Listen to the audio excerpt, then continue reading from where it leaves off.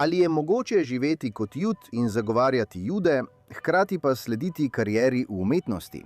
Generacije ameriških Judov so imele izjemno vlogo v Hollywoodu in gledališču, vendar so le redko uporabili te platforme za zagovarjanje judovskih zadev, kaj šele da bi s svojim delom pojasnjevali ali izpostavljali judovsko življenje kot nekaj, kar je vredno praznovanja in kar bi morali obravnavati kot nekaj običajnega, namesto kot ozadje tragedije ali nekaj, česar bi se morali odpovedati, da bi postali popolnoma Američani.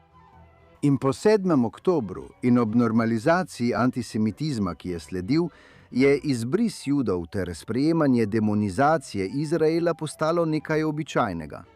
Vendar pa en judovski umetnik, ki je odraščal v Hollywoodu, skuša ta trend obrniti. Ta teden v oddaji Think Twice se pogovarjamo z igralcem, umetnikom in podcasterjem Johnom Plattom o tem, kaj danes pomeni biti Jud.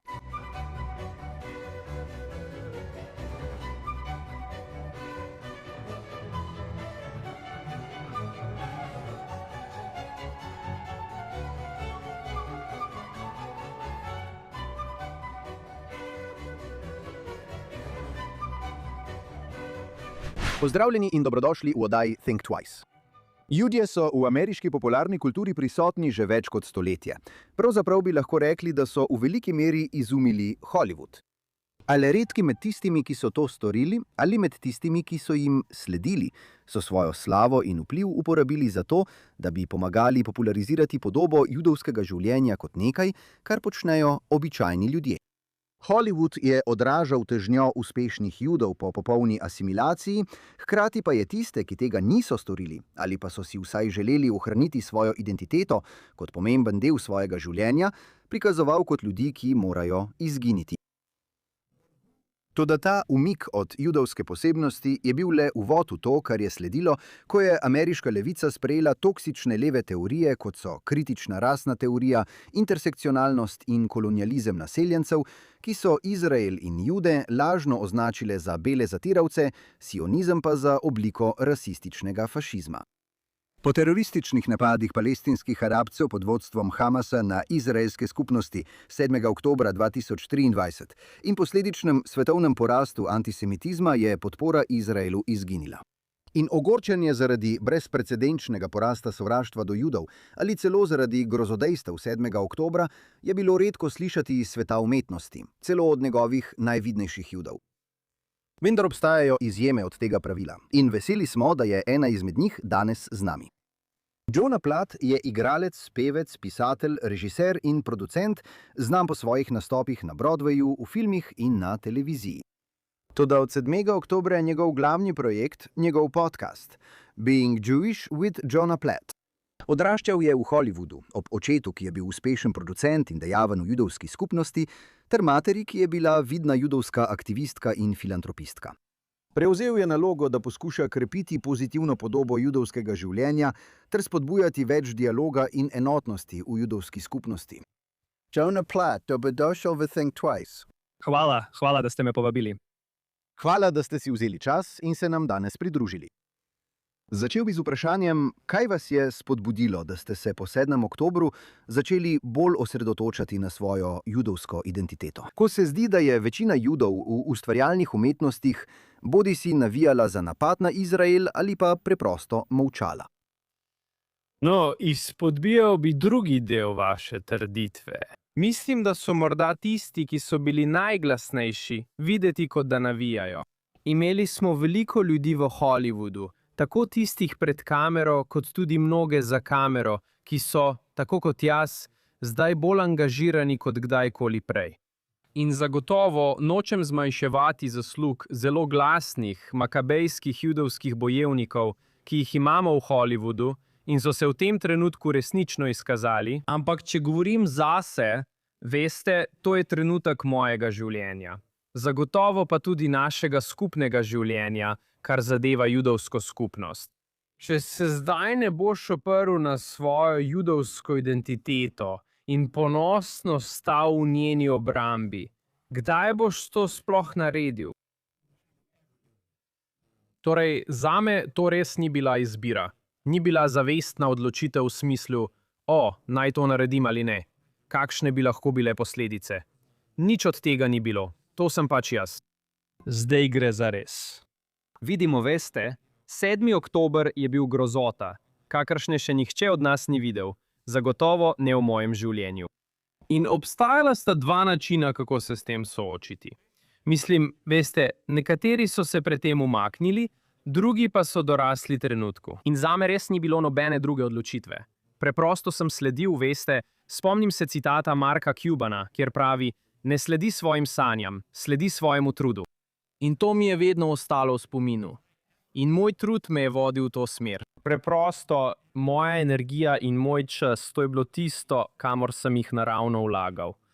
In po nekaj mesecih zelo aktivnega sodelovanja na družbenih omrežjih in v resničnem življenju. Takoj po 7. oktobru sem si resnično želel osredotočiti na svoje proaktivno judovsko zagovorništvo. In od tam je prišel tudi sam podcast, Biti Jud.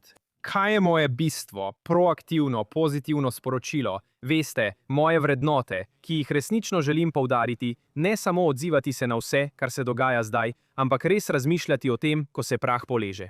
Kako bo to videti v prihodnje? Hvala, ker ste poslušali Think Twice. Ne glede na to, ali nas poslušate na katerikoli podcastni platformi, ali nas gledate v živo na Facebooku, X ali na JNS YouTube kanalu, prosim, všečkajte in ali se naročite na JNS, kliknite na zvonček za obvestila in nam dajte dobre ocene. Poleg Think Twice obstaja tudi podcast Jonathan Tobin Daily, kjer z vami delim še več novic in analiz o najpomembnejših vprašanjih, s katerimi se danes soočamo. Dnevno oddajo lahko najdete pod Jonathan Tobin Daily na kanalu JNS, kjerkoli poslušate svoje podcaste. In zdaj nazaj k današnjemu programu. Ja, in mislim, da je pošteno reči, da je seveda veliko judov, ki so se oglasili, ki so v umetnosti in so naredili stvari, ki so bile zelo pohvalne. Ampak sem slišal, posebej v tistih prvih nekaj mesecih, tednih mesecih, prvem letu, 23-24 sem slišal od bralcev, ki so me spraševali, kaj pa ta oseba, kaj pa tista oseba. Veste kaj, ugotovil sem, da sem to počel tudi sam. In vedno sem bil tak človek, ki je menil, da manj kot vem o svojih najljubših umetnikih ali športnikih, manj kot vem o njihovem osebnem življenju ali prepričanjih, bolj srečen bom. Nisem si želel poglabljati v to, ker, veste, to te nasplošno ne naredi nič bolj srečnega. Prav. Ni nam treba vedeti, da je bil tvoj športni idol, ko si bil majhen deček, recimo grd pijanec ali kaj podobnega. Ali pa ima res grozna stališča, ki te res, veš, šokirajo. Ločevanje umetnosti od umetnika. Prav, ampak sem se zelo to, veš, da gledam ali pa, veš, pogledaš na družbena omrežja in bi jih rad kar prijel in stresu te rekel, hej, to je res pomembno, to je zgodovinski trenutek. Mislim, spomnil bi se stvari, ki sem jih bral o judih v Hollywoodu v poznih 30 letih prejšnjega stoletja. In rad bi vprašal še malo več o zgodovini judov in umetnosti.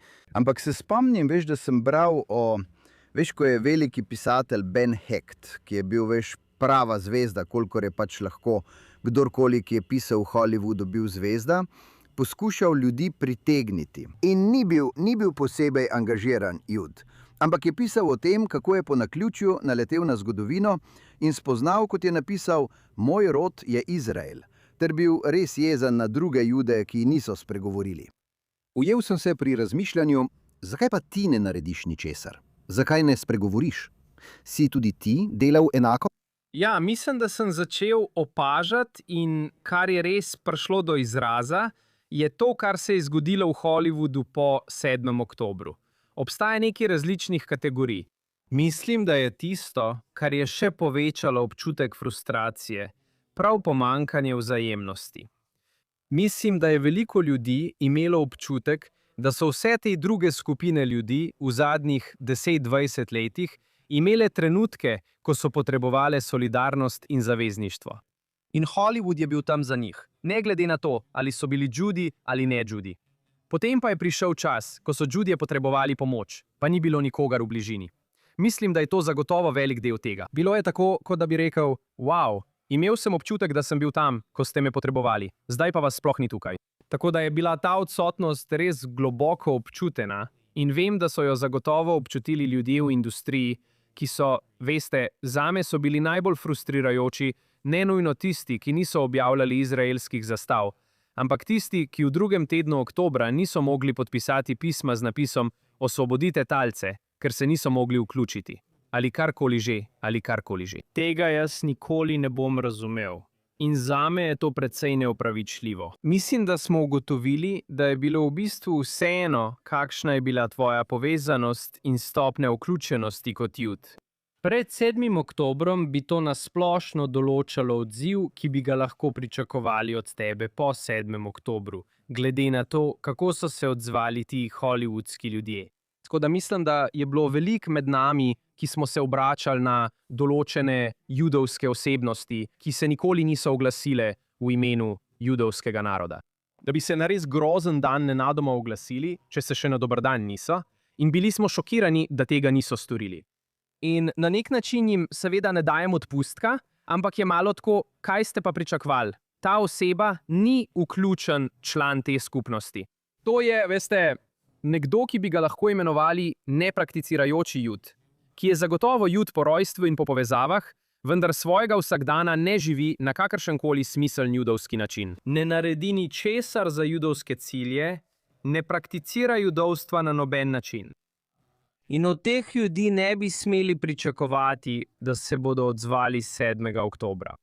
Na nek način smo bili prijetno, nočem reči presenečeni, ampak bilo je res lepo videti ljudi, ki se res identificirajo in čutijo kot angažirani Judi, ki morda prej niso bili tako glasni, pa so v tem trenutku rekli, v redu, zdaj bom spregovoril.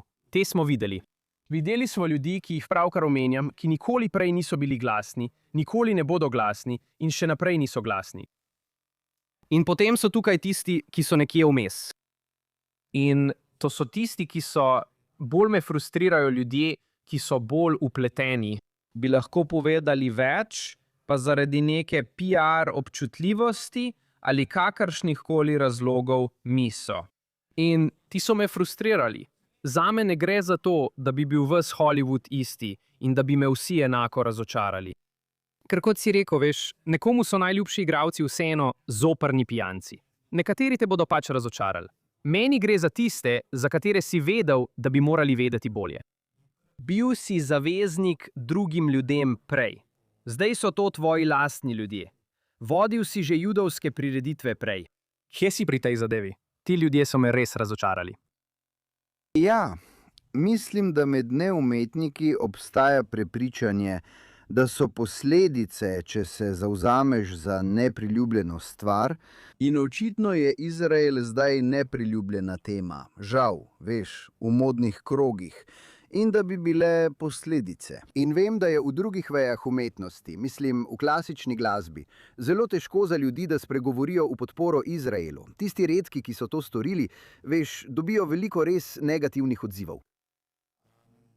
Ampak slišal sem tudi in, veš, nekdo kot Jennifer Goodwin, ki si jo intervjuval, veš, v svojem podcastu, smo rekli, da to sploh ni res. In res je, veš, res se je še bolj poistovetila svojo judovsko identiteto po 7. oktobru. Nasplošno, ali si tudi ti to slišal? Da, nasplošno ni nikakršnega judovskega uvrščanja ljudi, ki podpirajo Izrael, na črni seznam. To se preprosto ne dogaja. Rekel bi, da se dogaja naslednje. To je veliko bolj splošna komercialna zadeva določenih blagovnih znamk ali projektov. Morda ne želijo biti povezani z nekom, ki glasno in odkrito opozarja na kakršnokoli vprašanje glede česarkoli. To ni judovska ali izraelska zadeva. Nekateri ljudje preprosto želijo prodajati, recimo, superge. Nočem imeti opravka z nikomer, ki prinaša karkoli drugega kot kupite te superge.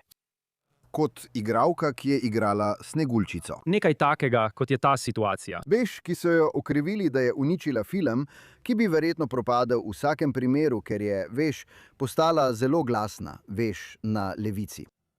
Prav, ampak zame, kot ta situacija, sploh ni pomembno, kaj je v resnici tema. Če izbereš neko vročo temo in prineseš to napetost na komercialni projekt, ljudje nočejo teh težav. In to razumem, ker poskušaš nekaj prodati.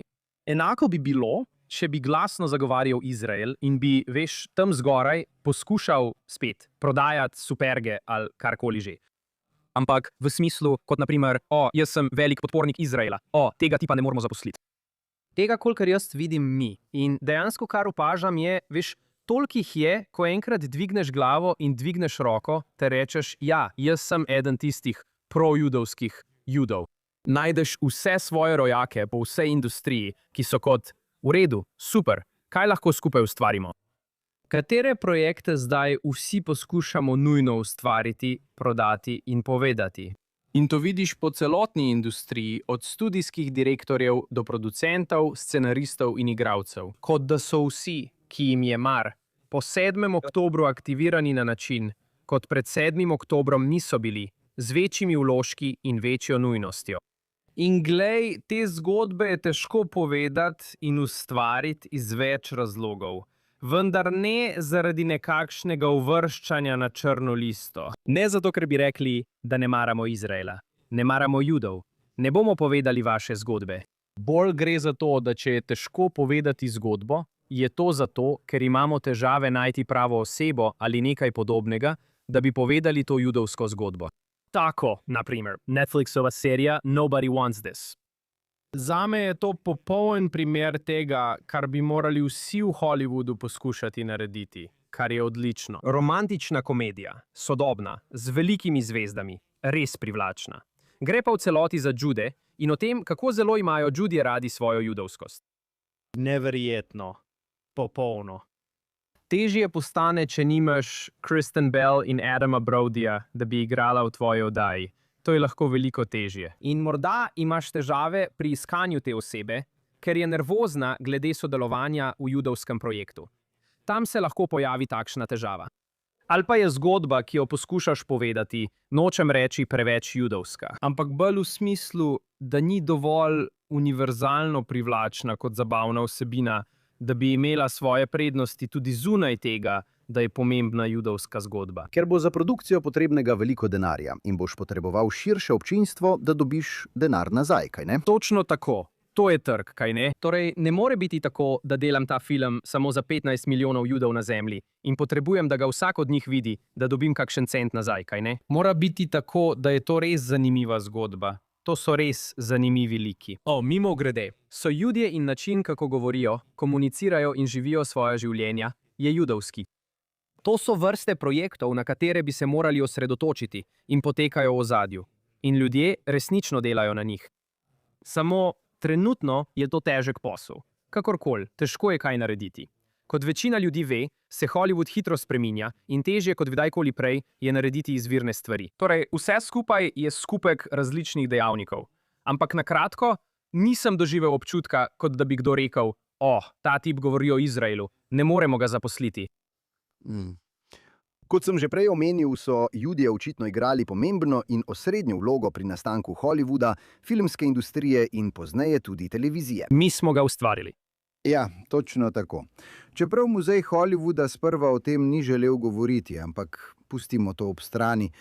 Toda prikaz judovskega življenja, razen kot nečesa obrobnega ali kot žrtve, ali kot skupine, ki si želijo asimilacije, ni bil nekaj, kar bi večina Judov v Hollywoodu posebej želela ali bila pripravljena prikazovati. Veš, medtem ko so antisemiti vedno želeli prikazati Hollywood kot judovsko ustanovo, so si Judje v Hollywoodu, v zlati dobi Hollywooda, želeli biti karkoli drugega kot predstavniki Judov ali celo njihovi zagovorniki. Kot sem rekel, kot je Ben Hecht odkril v 30 letih prejšnjega stoletja. Očitno je Hollywood 20 let 21. stoletja zelo drugačen. Kako pa misliš, da je ta zgodovina vplivala na odziv Judov v zabavni industriji na 7. oktober in trenutni porast antisemitizma po vsem svetu? Ali še vedno obstaja neka zadržanost, poleg tržnih dejavnikov, da bi se resnično poglobili v pristno judovsko zgodbo? Veš, očitno jih ne skrbi, da ne bi bili asimilirani na način, kot so bili na primer vodje studijev v 30 letih. Ampak misliš, da obstaja neka zadržanost do pripovedovanja judovskih zgodb? Ja, pravkar si zajel vse vidike tega. Mislim, da danes vidimo nekakšen podedovan etos iz 30 let, kjer, kot si omenil, v 30 letih in spet skoraj, mislim, da res. Razumem, zakaj so takratni vodje studijev spremenili svoja imena iz Shmuel Goldfish, v Samuel Goldwyn. Veš, ni šlo toliko za to, da je grozno biti Jud, ampak bolj za to, zdaj sem Američan, sem se preselil sem iz vzhodne Evrope, želim biti del te družbe. Ustvarjamo to ameriško kulturo. In veš, kar je zanimivo, je seveda to, da je klasični Hollywood res prežet z judovskim pripovedovanjem zgodb in moralo. Samo tako jih niso imenovali, niso bile judovske zgodbe. Pa tudi veliko judovskih igralcev. Ja, seveda, povsod, ampak ne izrazito judovsko. In ponavadi so igrali nežide, veš, ljudje kot Paul Muni, ki je igral vse mogoče narodnosti razen Juda, kar je v resnici bil. Razumem, zakaj je bilo takrat tako. In mislim, da je to, kar danes vidiš, preostali učinek tega občutka, da moramo zmanjšati poudarek na judovstvu in da smo preprosto Američani. Smo in mislim, da je to nekako temelj. In mislim, da se je od takrat to še dodatno okrepilo, zaradi tega strahu, ki ga nihče ne postavi pod vprašaj, kaj pa, če bomo preveč očitni. Rekli bojo, da Judi nadzorujejo to in da Judi počnejo ono, na kar je moj odgovor vedno, to bodo rekli v vsakem primeru. Torej, lahko imamo vsaj nekaj od tega. Veš, pravzaprav sem imel ta pogovor, točno to izmenjavo z Jasonom Aleksandrom v mojem podcastu.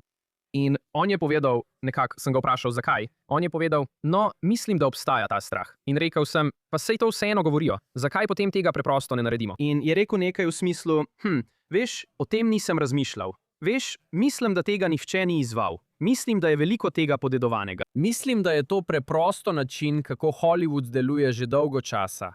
Nočemo, da bi izgledalo, kot da smo mi glavni, ker vsi pravijo, da mi vse nadzorujemo. Torej, kakršnokoli moč imamo, je ne bi smeli uporabljati v korist svojih ljudi.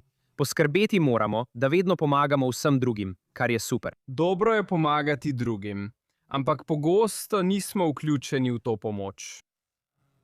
In potem mislim, da je pomembno tudi poudariti, da veliko Judov v Hollywoodu sploh niso dejavni Judi. Tako da spet, pričakovati od teh ljudi, da bojo vodili in podpirali judovske projekte, judovske prioritete in povzdigovali judovske glasove, tega ne bodo storili. Ne vidijo se v tej vlogi, ne vidijo tega kot svojo odgovornost.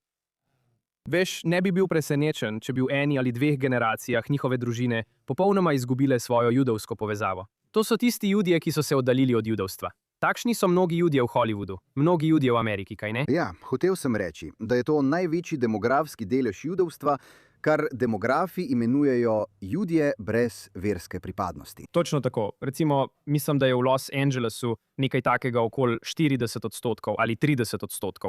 Torej bi si mislil, da je v Hollywoodu podoben odstotek. Da mnogi Judje, o katerih govorimo, pravzaprav sploh ne štejejo za Jude v smislu judovske odgovornosti ali prioritet v industriji.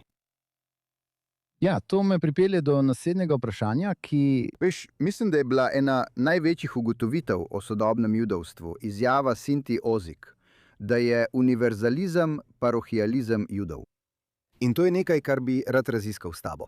Zagovarjanje univerzalnih vrednot je očitno pomemben del judovstva, vendar ni vse. Toda ta vidik judovske civilizacije se zdi tisti, na katerega se lahko večina ameriških Judov, saj smo bili večinoma vzgojeni v liberalnih političnih in družbenih vrednotah, najlažje oprime.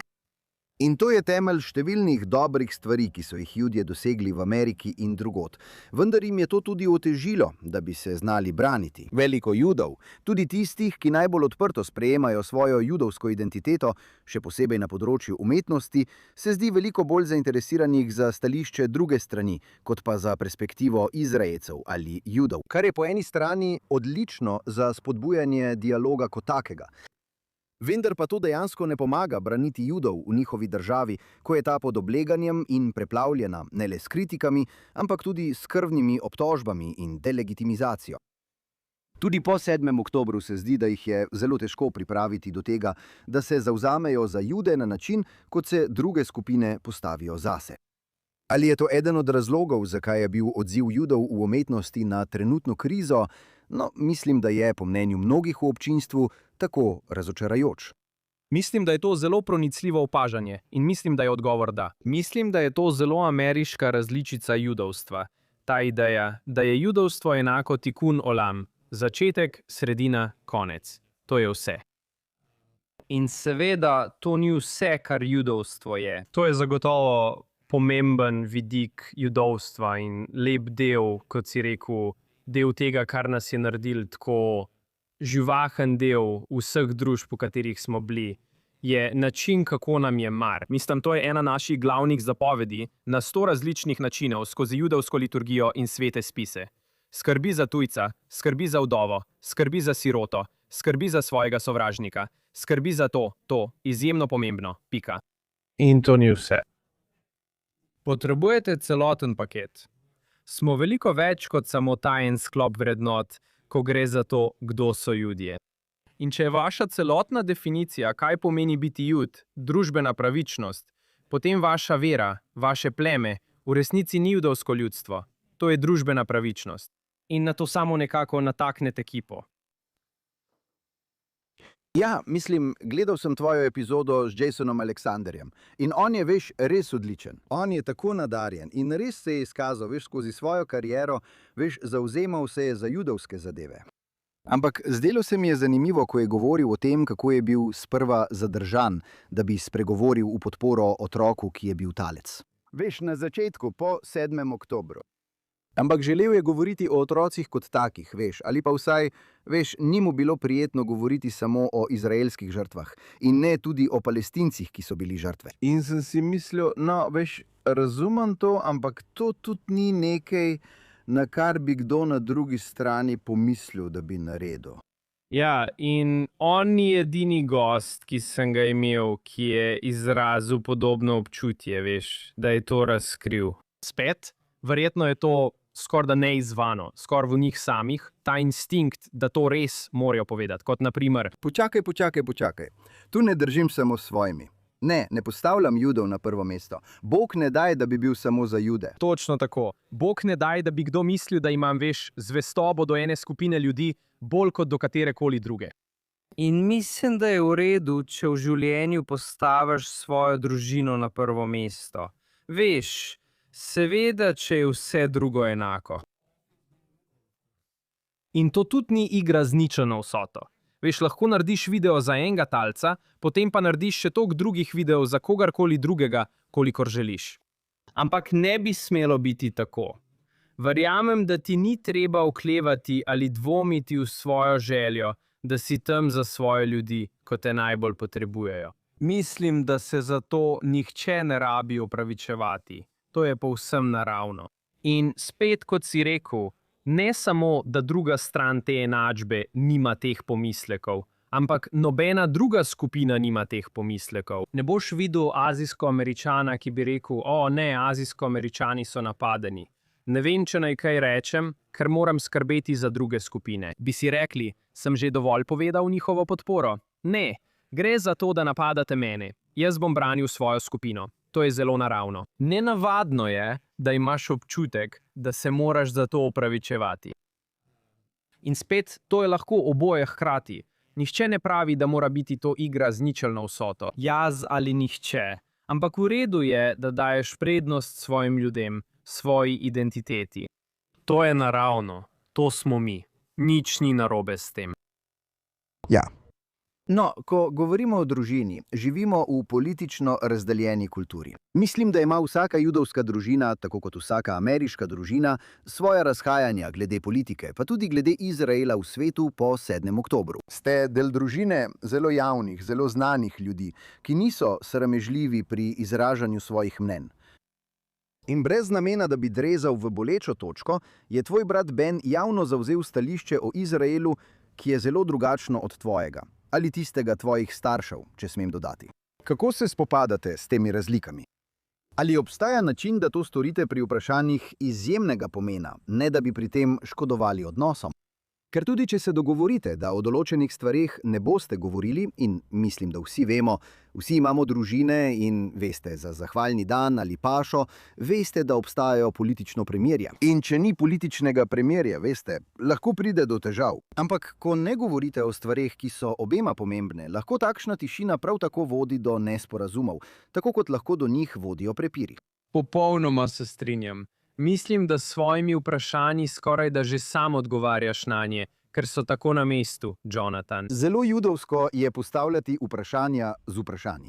Ja, veš, popolnoma imaš prav, da Kadarkoli imaš odnos, do katerega ti je mar, in pride do nesoglasja ali razlike, če želiš ta odnos ohraniti, moraš odnos postaviti na prvo mesto. In ko postaviš odnos na prvo mesto, to pomeni, da moraš komunicirati. To pomeni komunicirati znotraj odnosa, tako da pokažeš, hej, ti si nekdo, ki mi veliko pomeni. Rad bi razjasnil nekaj. Želim si, da se res razumeva. Ljubim te.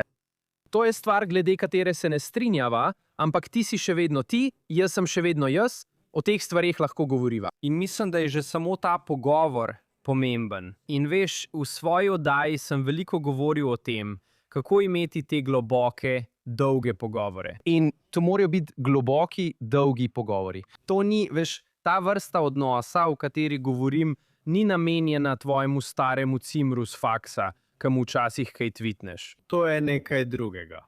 Veš, moj lakmusov test je vedno ta.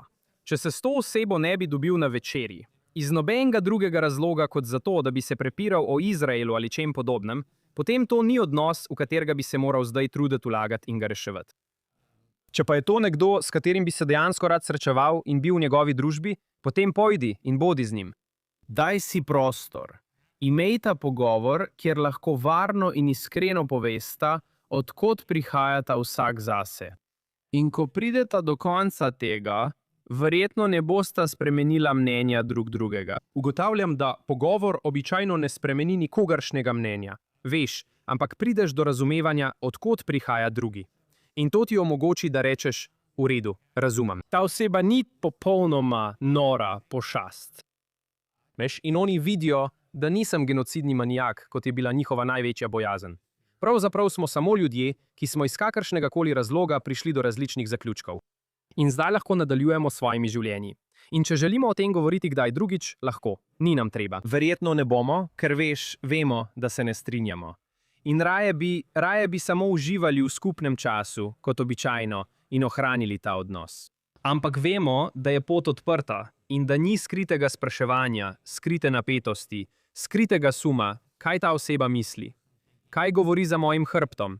Kaj v resnici misli o tem? Ker si to povedal na glas in potem lahko nekako pustiš to za sabo ter živiš svoje življenje, ne da bi prevzemal čustveno odgovornost za to, kaj ta oseba misli. Odgovoren si samo za ohranjanje odnosa z osebo, do katere ti je mar. Zato mislim, da ne le, da je to zelo mogoče narediti pri kakršnem koli večjem razkolu, s komerkoli, do kogar ti je mar, ampak je tudi nujno, da to narediš. In to je zdravilno in življenjsko pomembno, da to narediš. In glej, spet, glavni pomislek pri tem je, da sta za tango potrebna dva, kaj ne? Torej, mislim, če je nekdo, ki je res, zašel v tako destruktivno smer, da spravljajo se nate in nočejo imeti nič s tabo in govorijo grozne stvari o tebi. In tega ne potrebuješ. Tako da lahko odnos deluje le, če si oba želita, da odnos obstaja. In nažalost imam srečo, da se s tem nisem soočil, ampak poznam veliko ljudi, kot sem prepričan, da jih tudi ti poznaš, kot jih pozna večina Judov danes, ki so se s tem srečali sami ali pa nekdo, ki jim je blizu. Imajo grozljive zgodbe o tem, kako so jih najboljši prijatelji odrezali, ker, ti boš podpiral Izrael, zame si končal, kar je zame, žal, nedoumljivo, kako se to lahko zgodi. To je tako kruto. Ampak glede tega ne moreš ničesar narediti. Če je nekdo tako grozen, je to pač on. In s tem bodo morali živeti, pa če bodo zaradi tega lahko spali ali pa ne. Ampak upam, da si v situaciji, kjer ko pokažeš svojo ranljivost in postaviš odnos na prvo mesto, ne prepira, ne vsebine. Ne gre za to, da bi spreminjali mnenje. Edini cilj je, kako se vidiva in ostaneva povezana v odnosu, ki nama je pomemben. Na splošno upam, da lahko ohraniš ta odnos. Ja, mislim, da je to zelo dober nasvet. Mislim, da je težava v tem, da naša splošna kultura gre oziroma se premika in se je premikala v drugo smer. Spomnim se, da sem slišal od rabinov in po letu 2016 in tistih predsedniških volitvah, da so se pari ločevali zaradi svojih občutkov glede Trumpa. In sem si mislil, to je res noro. In obstaja toliko boljših razlogov, zaradi katerih bi se poročeni pari lahko prepirali, kot pa zaradi politike. Ampak vendarle, to je resnična stvar. In mislim, veš, to se je preneslo na vsako vprašanje. Ampak zagotovo, odkar je Izrael postal tako osrednje vprašanje v kulturi, mislim, da to ljudi potiska v te negativne smeri, kjer imajo skoraj občutek, da izgubljajo verodostojnost pri strani, na kateri stojijo. Če niso jezni na sorodnike ali ljudi, ki so jim zelo blizu, če se z njimi ne strinjajo. Ja, to je lažna resničnost, a ne? Ampak to so družbena omrežja. To je velik del našega življenja zdaj. To je virtualna ali lažna resničnost. Ja, mislim to, da nimamo nobene besede pri tem, kako vodimo pogovor drug z drugim, ali pa da zaradi dogajanja leta 2016, in strinjam se, mislim, da je vzpon Donalda Trumpa res odprl to grozno nevljudnost. Na način, ki ga zdaj imamo za sprejemljivega, ko govorimo drug z drugim in dojemamo drug drugega. V tej državi in na to večinoma po vsem svetu se je to res začelo v zadnjih 10-15 letih. Tega nam ni treba več početi, ker je to nekako že v zraku in vidimo, da to počnejo drugi ljudje na televiziji, v naši politiki, na družbenih omrežjih in okoli nas. Rečemo si, mislim, da je to tisto, kar zdaj počnemo. Ampak lahko se odločimo, da tega ne bomo počeli na enak način, kot nekako izgubljamo kritično mišljenje kot veščino. Ni tako, da ne bi bili sposobni kritičnega razmišljanja. Samo vidimo, da veliko ljudi tega ne počne. In tako gremo naprej, celo nezavedno, seveda, ampak si mislimo, verjetno mi ni treba sodelovati pri tem. Lahko samo nekaj preberem na spletu in predpostavim, da je to pravilno, ter začnem o tem govoriti, ne da bi sploh kaj kritično razmislil. Moramo še naprej vztrajati in poudarjati, hej, ne, tukaj lahko sprejmeš odločitev, lahko se pogovarjamo spoštljivo, lahko se vidimo kot ljudje, veliko več stvari nas združuje, kot pa ločuje. Kar običajno zdaj naredimo, je to, da poiščemo tisto eno stvar, glede katere se ne strinjamo. Kot da imamo celo pojedino pred sabo. Strinjamo se glede glavne jedi, strinjamo se glede sladice, strinjamo se glede predjedi. Torej je ena grafova zrna na prilogi, glede katerega se ne strinjamo. In zdaj bomo celo pojedino naredili o tem grahu. In če se ne moreva strinjati glede tega graha, zame ne obstajaš. In to preprosto ni način, kako imeti dobro pojedino. In na nek način se odpovedujemo svoji odgovornosti pri tem, saj lahko izberemo, da se obnašamo bolj spoštljivo in bolj pozitivno. Na način, ki dejansko ustvari nekaj dobrega. Namesto, da bi samo šli s tokom in pustili, da stvari zamrejo ter razpadejo v sovražno retoriko, razdvojenost in polarizacijo. Tukaj lahko izbiramo, lahko se odločimo. Ni naravni zakon, da morajo biti ljudje med seboj polarizirani in da se morajo sovražiti v svojih taborih. Nihče ni rekel, da mora biti tako. Ni nujno, da je tako. Ja, tako se je kultura nekako razvijala. Veš, včasih sem imel debatni program s svojim starim prijateljem J.J. Goldbergom, ki je bil dolgoletni urednik časopisa Forward. In imela sva te leve-desne debate. Ampak bistvo tega je bilo, da sva bila stara prijatelja in sva lahko govorila spoštljivo. Hodila sva po vsej Severni Ameriki, mislim, da celo v Jeršuju, kjer je bil rabin Volpe. In pogosto sva dobila, ampak zanimiva stvar pri tem je bila, da sva se prepirala o Izraelu in vseh mogočih drugih stvarih. In na koncu sva ljudi opomnila, da imajo več skupnega, kot pa stvari, ki jih delijo. Ampak pogosto je bila reakcija občinstva takšna, da so rekli, vidva se pravzaprav ne razhajata tako zelo. In potem sva odgovorila, ampak ste sploh poslušali? Nisva počela drugega, kot se prepirala, ampak oni so se odzivali na ton. Nisva se drla drug na drugega, sva se smejala skupaj. Včasih sva se tudi malo zafrkavala, ampak sva govorila spoštljivo. In bili so naučeni misliti, da če to počneš, se v resnici ne prepiraš. Prav, točno tako. To je mišica, ki pozabljamo, kako jo uporabiti, ampak jo imamo. Imamo to sposobnost. Vedno smo jo imeli. Samo, kot praviš, kultura nam daje dovoljenje, da ta mišica zakrni.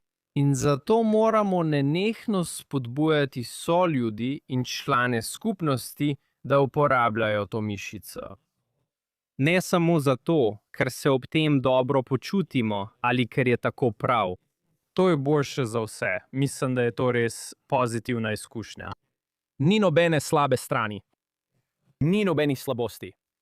Ne, ni, ampak tudi ni več toliko zanimanja, bi rekel celo v judovski skupnosti, za takšne debate, kot smo ugotovili. Ne vem, pravkar sem gledal lepo debato, mislim, da je veliko ljudi spremljalo debato med Darrowom Hornom in Deborah Lipstadt. Sapirjeva debata je imela veliko odziva. Ja, ne, poslušaj, ne pravim, da je to nemogoče. Ampak po mojih izkušnjah je zato nekoliko manj zanimanja kot prej, preprosto zato, ker so ljudje postali tako jezni glede vsega. Ampak tudi, veš, ne pridem na naslednje vprašanje. Pričemer je eno govoriti o tem, da postavljamo odnose in družino na prvo mesto, ko gre za nesoglasje v družini. Ampak kje kot skupnost potegnemo črto? Večkrat si govoril o pomenu vključenosti.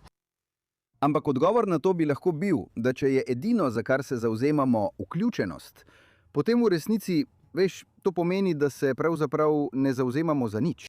Kje bi morali kot skupnost potegniti meje? Ker če sem se kot novinar česa naučil v svoji karieri, je to, da si vsi želijo postavljati meje, le da se ne strinjajo, kje naj bi te meje bile. To je očitno zelo široko vprašanje. Mislim, da tudi če so meje postavljene in seveda, kot praviš, za nekaj je vedno nekje meja, morajo vrata vedno ostati odprta. To sem res želel povedati. Vedno moramo ponuditi izhod. Vedno bi moral obstajati izhod. Še in ko si pripravljen spremeniti svoje mnenje, so naša vrata odprta. To se mi zdi zelo pomembno. Ampak mislim, da to nujno ne pomeni, da ni nobene meje, vsi so vedno dobrodošli. Mislim, in o tem sem dejansko že govoril, naprimer v okviru judovske organizacije. Pojavilo se je vprašanje. Bil sem z nekaterimi voditelji judovskih organizacij. Kje naj potegnemo mejo glede anticionističnih ljudi, ki delajo v judovskih organizacijah? In osebno sem menil, da ste povsem v svoji pravici, da potegnete mejo. Če ste judovska organizacija, katere poslanstvo je na nek način, veste, rast judovskega ljudstva ali podpiranje določenega vidika judovstva ali judovskega ljudstva. Da rečete, hej, če ste na kakršenkoli način proti obstoju judovske domovine, to ni organizacija za vas. Pojdite z Bogom, pojdite delati nekam drugam, kjer bi bilo morda za vas bolje. Ko si premislite, imamo službo za vas. Pridite na bogoslužje, super, ampak ni vam treba delati tukaj. In mislim, da je to popolnoma v redu. To je povsem sprejemljivo. Mislim, da je treba takšne meje postaviti. In znotraj vaše sinagoge se bodo, veste, te meje nekako same od sebe začrtale. Veste, če sem v sinagogi, kjer odmolimo molitev za državo Izrael in vsaki konec tedna molimo za izraelske vojake, če zaradi tega drugim povzročate nelagodje ali če je to neprijetno tudi vam, boste sami določili, kje je vaša meja in ali želite oditi ali ne. Sinagoga vam nikoli ne bo rekla, da morate oditi. Vrata so vedno odprta. Ampak če vi... Ali pa bi vsaj morala biti? Vsaj morala bi biti. Ampak odločil se boš sam. Jaz tukaj ne morem biti več. To niso moje vrednote. In sam boš postavil svojo mejo. In če to ni zate, potem pojdi z Bogom, pojdi drugam. Če si premisliš, je tukaj. Zame je to pravi odnos. Tukaj smo, če si premisliš. Ampak če boš, veš, če ti je nekaj tako pomemben, pa je to v nasprotju z nečim, kar je nam zelo pomembno, potem to morda ni prostor zate. Ja, mislim, veš, to je zelo pomembna točka, ker je vprašanje, ali je vse stvar razprave, tudi v tako raznoliki skupnosti, kot so Judi. Veš, lahko je reči, da se lahko vsi ne strinjamo glede tega, kakšne naj bodo davčne stopnje. Ampak, ko gre za uničenje edine judovske države na planetu, kjer živi polovica vseh Judov na svetu, obravnavati to kot nekaj, o čemer se lahko razpravlja, veš, lahko ti povem, da sem pripravljen razpravljati skoraj o vsem, ampak o tem pa ne želim razpravljati. Ja, strinjam se s tabo in moja pripomba je, da mislim, da je pomembno, še posebej pri mlajših Judih, zagotoviti, da je v teh okoljih prostor, da imajo pogovor, da lahko postavljajo vprašanja in izražajo pomisleke. Mislim, da je to res pomembno, ker če tega prostora ne ustvarimo, v bistvu ustvarimo binarnost, kjer je tako, ali ljubiš Izrael. In če ne ljubiš Izraela, to pomeni, da si na drugi strani, kar pomeni, da boš na strani, ki sovraži Izrael, ne glede na to, ali ga dejansko sovražiš ali ne. In nočemo ustvariti binarnosti, nočemo, da bi bilo vse ali nič. Ali si popolnoma usklajen, zaljubljen v državo Izrael, Karkoli že to pomeni za mojega rabina, to pomeni tudi zame, ali pa grem stran. Imeti moramo neki srednje poti, kjer lahko nekdo pride in gre, če se počuti nelagodno. To zato, ker vemo, da ljudje ves čas poslušajo to stalno hrupno protiizraelsko propagando, še posebej mlajši. Povsod je na družbenih omrežjih, povsod je v šolah, povsod je med njihovimi prijatelji. In če jim ne damo prostora, kjer lahko pridejo in se motijo ali postavljajo vprašanja, jih bomo izgubili. In mislim, da je res ključno, da to ustvarimo. In pošteno povedano, takšni so tudi odrasli. Odrasli, ki, veste, niso bili deležni nobenega izobraževanja in zdaj dobivajo isto. Veste, izobražujejo se istočasno kot njihovi otroci in so deležni istih informacij. Zagotoviti moramo prostor, kjer lahko izrazijo svoje skrbi. Ampak na koncu dneva mislim, da bi bili dve jasni meji. Prvo je, ali bi Izrael moral obstajati ali ne. Zdi se mi, da je to precej jasna meja zame. Lahko razpravljamo o politiki. Kot pravim, nihče ne kritizira Izraela tako kot Izraelci vsak dan. Absolutno. Tam nimamo nobenih težav. Ampak, veš, moramo se strinjati, da menimo, da bi morali biti Judi sami svoji gospodarji in da obstaja en kraj na svetu, s katerim imamo vsi skupaj povezavo. In da obstajajo. Da obstajajo določene, spet, organizacijske zadeve, kjer ni primerno, da bi se vmešavali. Če je moja izjava v poslanstvu, potem je to. Veste, tukaj izvajamo izobraževanje o Izraelu in zbiramo sredstva za kibuc v Izraelu. In če te to ne zanima, potem to morda ni prostor zate in nam ni treba razpravljati, ali bi morali zbirati denar za kibuc. Beri, če te to tako moti, potem to ni prostor zate. Ja, mislim, da je to res. In iskreno mislim, da je, veš, kakorkoli že, Izrael res edina tema tam zunaj trenutno. Veš, vprašanja o tem, kje naj bi bila meja. Vse stvari, ki so bile res pomembne pred 20 ali 30 leti, mislim, da niso več pomembne. Še posebej ne po 7. oktobru. Zanimivo, zanima me, zakaj tako misliš? Tako, mislim, ker sem bil del te razprave zadnjih 30 let. O tem, ali naj Izrael obstaja ali ne. Mislim, da je to trenutno edino resnično vprašanje. Jaz, ker mislim, da že dolgo časa nekako judovska skupnost, Izrael sam je bil zelo razdeljen glede, veste, nekako politike mirovnega procesa. In to se je odražalo v razpravi tukaj v Združenih državah. Ampak o tem res ne govorimo več. Govorimo o nečem veliko bolj osnovnem. Anticionizem ni bil nekaj, kar bi se recimo razpravljalo ali kar bi bilo nekako nekaj običajnega. Na uredniških straneh recimo New York Timesa pred 20 ali 30 leti to ni bilo nekaj običajnega. Zdaj pa je zelo običajno. To je tisto, za kar gre. To je v veliki meri bistvo argumenta. In na tej točki mislim, da je to edina stvar, na katero bi se morali osredotočiti. Mislim, vse veste, ker tam smo zdaj, tja so nas dogodki pripeljali. Mislim, da je moje razumevanje nekoliko drugačno, če uporabim tvoj primer, New York Timesa, na primer. Veš, ko govorijo o anticionizmu, vidim dve stvari. Prvo, vidim, da gre v bistvu za gibanje sovraštva. In dejansko ni nobene resne in smiselne intelektualne razprave ali diskurza. To je, veš, sovraštvo do Judov, ki temelji na obrekovalnih lažeh. Kot smo videli, da so to počeli Sovjeti v prejšnjem stoletju. Ali pa gre za nekakšno napačno opredelitev cionizma, kot da pomeni vladanje države v slogu desničarske vlade Bibija Netanjahuja in enačenje celotnega Izraela s tem. Na način, za katerega verjamem, da če bi lahko tlesknili s prsti in bi bila popolnoma drugačna vlada, ki bi počela nekaj povsem drugega. Mislim, da bi se pogovor, njegova narava, spremenil.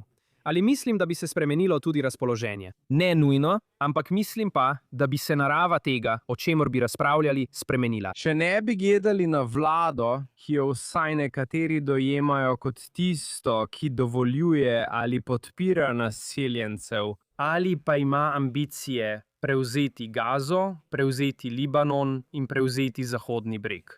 To je vsaj dojemanje te trenutne vlade. Tako da mislim, da bi se stvari lahko spremenile na ravni diskurza, če bo kasneje letos prišlo do spremembe vlade. Ampak bomo videli. No, temu bi oporekal, ker mislim, da ni nobene mogoče vlade, ki bi lahko bila izvoljena letos. In očitno veš, Izraelci so zelo razdeljeni glede Netanjahuja, niso pa razdeljeni glede vojne. Niso zares razdeljeni glede vojne proti Iranu ali vojne proti Hamasu. Veš, in navsezadnje, če je Netanjahu na oblasti že vsa ta leta, je zmagal na toliko volitvah. Ni zato, ker bi šlo za kakšno zaroto, ampak zato, ker je druga stran nekako izgubila argumente. In veš, če to ni Bennett in si ti Lapid, njihove politike glede vojne ne bodo tako zelo drugačne. In mislim, da če si pobliže pogledaš, veliko teh ljudi, recimo vzemimo za primer New York Timesa. Učibam, kdo je pravkar osvojil Pulitzerjevo nagrado? Lahko pogledaš seznam njihovih piscev, njihovega urednika za rubriko Ideje, ki je pravkar napisal to noro. Recenzijo knjige o Bundu. V bistvu pravijo, da je vsak, ki misli, da je cionizem zapleten, da je Izrael bistven za judovsko identiteto, pač nor. Mislim, da ne bodo. Ne bodo naklonjeni nobeni vladi, ki bi lahko bila izvoljena v Izraelu. No, mislim, ta zadnji del, ki si ga pravkar povedal, se nanaša na mojo prvo točko. In to je zame le še ena oblika sovraštva do Judov. Če mi praviš, da je to nepredstavljivo. To je oblika sovraštva do Judov, ki je res ni bilo videti na uredniški strani New York Timesa. Veste, v času, ko so se liberalci prepirali s konzervativci, z nekom kot je Anthony Lewis, so ga zdaj zamenjali ti fantje. Ja, mi najbolje, mislim, to je Vaš anticionizem. Bili smo slabo pripravljeni za soočanje s to specifično obliko sovraštva do Judov. Kot družba, kot judovska skupnost, nismo bili naučeni, kako to deluje, kako to prepoznati. Mislim, jaz nisem. Seveda nisem prvi, ki to pravi, ampak veš, ves svoj čas in sredstva smo porabili za poučevanje. Sovraštvo do Judov je enako holokaustu, veš? Tako to izgleda, to je to. Vem, kako prepoznati nacista. In če nisi nacist, ne vem, kako naj prepoznam, ali sovražiš Jude ali ne. In nismo porabili časa, denarja in virov za poučevanje. Naprimer, sovjetski antisemitizem, anticionizem in kako to izgleda, ter kako so bili Judje sami v sovjetski Rusiji kooptirani v razgradnjo lastnih institucij. In nismo dovolj seznanjeni s tem in ne prepoznavamo teh vzorcev, zato se to dogaja prav zdaj znotraj družbenih norm, kar je pogosto način, kako lahko deluje sovraštvo do Judov. In trenutno skušamo nadoknaditi zaostanek. Mislim, da je to zelo pomembna točka. Naj za trenutek preidem nazaj k filmom ali vsaj k nečemu. Vprašanje povezano s filmi v letu 2024. Bili si del skupine judovskih ustvarjalcev, ki so napisali pismo Akademiji filmskih umetnosti in znanosti, v katerem so izrazili nestrinjanje z novimi pravili glede Oskarjev. Kar zadeva vključenost, ste zahtevali, da so Judje vključeni med tiste premalo zastopane skupine, ki so bile del teh pravil. Mislim, da s tem niste prišli prav daleč, čeprav me lahko popravite, če se motim. Ampak ali lahko DII, kar v praksi, čeprav nekateri menijo, da to velja le v teoriji, obravnava Izrael in Jude kot bele zatiralce, kar je v bistvu razlog, zakaj se je toliko progresivcev obrnilo proti Izraelu. Ali lahko res sprejme Jude, če jih tisti, ki jim je to pomembno, vidijo kot del razreda zatiralcev in jih ne morejo videti kot žrtve? To je, veste, res ključno vprašanje. Vem, da vi, moji temnopolti prijatelji in zavezniki, menite, da je DII za vas izjemno pomemben in da vi to jih zelo moti in čutijo veliko prizadetost. Ko vidijo, da judovski glasovi pravijo, da se je treba vsega znebiti, pomislijo, kaj pa mi, kaj pa vi veste?